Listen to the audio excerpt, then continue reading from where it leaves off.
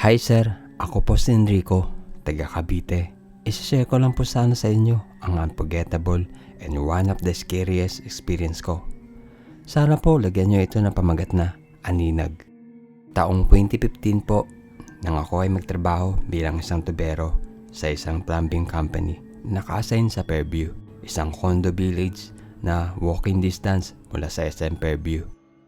Ang pasok ko po ay 8 a.m. to 5 p.m. and may OT na sagaran hanggang 4 hours. Depende sa trip mo. Noong mga panahon na yun, bago pa ang bawat building na ginagawa at may 6 na building na ang nakatayo. At ako ay na-assign sa Tower 3 kung saan ako nag-install ng mga linya ng tubig. Araw-araw kami nag-OT ng helper ko at need ko din para sulit naman ang bawat araw dahil stay in ako. Ang Tower 1 ang may pinakamabilis na progress na mga oras na yun. At nabisuhan ako ng aking foreman na doon magtrabaho sa susunod na linggo. Agad naman akong umuo sa aking amo. Isang araw, bago ako mag-off, may isa kaming kasama na dati na-assign sa Tower 1 na nagtatanong kung totoo ba daw na na-assign ako roon. Tumugon ako at kinumpirma na tama ang nabalitaan niya. Agad siyang marahang lumapit sa akin at nanginginig na nagsabi ng kanyang saloobin. Alam ko na gusto mo kumita, pero kung mahina ang loob mo, huwag ka na mag-OT sa tower na yun. Kung mag-OT ka man, siguraduhin mong may kasama ka sa oras na kailangan. Napatingin naman ako sa kanya at iniisip na tinatakot niya lang ako dahil siya ay kilalang palabiro sa aming trabaho. Pero ng mga oras na yun ay bakas ko ang takot at pangamba sa mukha niya na parang may minsan na siyang nasaksihan na hindi maipaliwanag. Kunyari ko na lang na tinanggap na biro lang ang mga yun. Hahaha, gago, wag ako. Tugon ko sa kanya at nagpatuloy na ako sa paglalakad papuntang destino ko. Lunes na sumunod na linggo, unang araw na magtatrabaho ako sa Tower 1. As usual, nagbilin ako sa helper ko na magsabi sa timekeeper na OT ulit kami 6 to 10 ng gabi at nagbilin na magkita kami sa Tower 1, 7th floor, ang huling palapag ng gusali. Naghintay ako hanggang alas 6:30 pero di na bumalik yung helper ko. May mga electrician naman sa 6th floor na gumagawa kaya nag-umpisa na din ako magtrabaho at mga ilang sandali pa dumaan ang foreman ko at nag-abiso na di nag-OT ang helper ko at tinatanong niya if kailangan ko ng helper. Sumagot ako ng hindi dahil magaan naman ang trabaho ko that time. Pero di ko inaasahan na yun pala ang pinakamaling desisyon na ginawa ko habang nagtatrabaho sa lugar na yun. Alas 9:45 ng gabing iyon, 15 minuto bago matapos ang shift ay nirolyo ko na ang extension na ginamit ko at hassle talaga pag walang helper dahil sa dami ng bitbit ko. At sa kasamaang palad, umulan pa ng pagkalakas-lakas at sinabayan pa ng maliliwanag na kidlat. Kitang-kita ang buong Maynila sa bawat pagkidlat. Matapos ko irolyo at ihanda ang mga gamit bago bumaba sa naturang building, napansin ko na wala na pala ang mga electrician sa ibabang palapag at ako ay nakaupo at naghihintay na pumalo ang alas 10 para bumaba at mag-log out.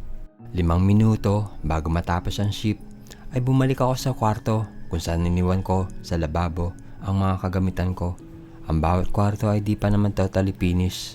Need pa finishing kumbaga at ang mga bintana ay di pa nakakabit. Sa totoo lang, noong mga panahon na yun ay kakaiba na ang nararamdaman ko. Ibang lamig ang dumadampi sa katawan ko na animoy may aircon na nakatapat sa katawan ko. Habang kinukuha ko ang mga kagamitan ko ay napatingin ako sa malaking bintana. Tanaw na tanaw ang katapat na building.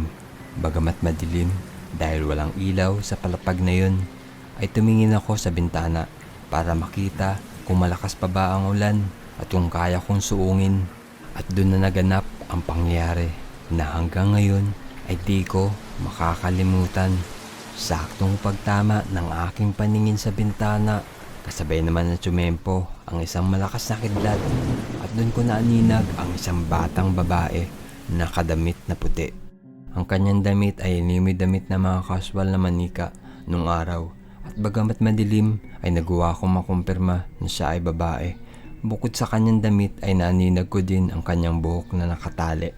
Di ko man lubusang nakita kung ano ang itsura niya, gawa ng tanging ang kidlat lang ang nagbigay ng kaunting imahe niya.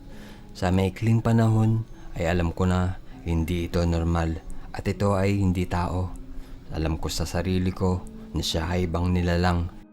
At dala ng takot at pagkabigla ay naiwan ko ang mga kagamitan ko at dali-daling bumaba sa hagdan ng building hanggang sa nakababa na ako ng second floor kung saan naabutan kong nagkukumpulan pababa ng hagdan ang mga natirang electrician sa building at tawang-tawa sila sa itsura ko.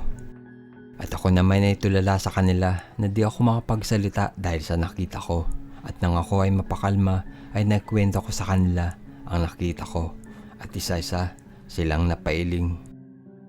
Ala boy, matagal na katira yung batang babae na yan din sa lugar na are. Ay, marami na kaming kasamahan ang makailang beses na pinagpakitaan ng kaluluwa na yan din Kung kaya't wala nag-OT sa amin nang walang kasama din dahil minsan nang may binawian ng buhay sa aming mga kasama nang minsan napakita ang batang ire at siya ay natake sa puso. Marahang kwento ng isang electrician na pinapakalma ako. At doon ko naalala ang babala sa akin ng aking katrabaho na pinagsisisihan ko dahil di ko pinakinggan.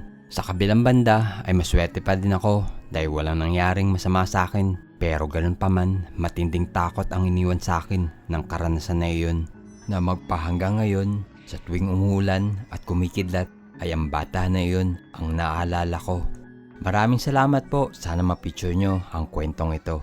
Ito po ay tunay at hango sa aking karanasan.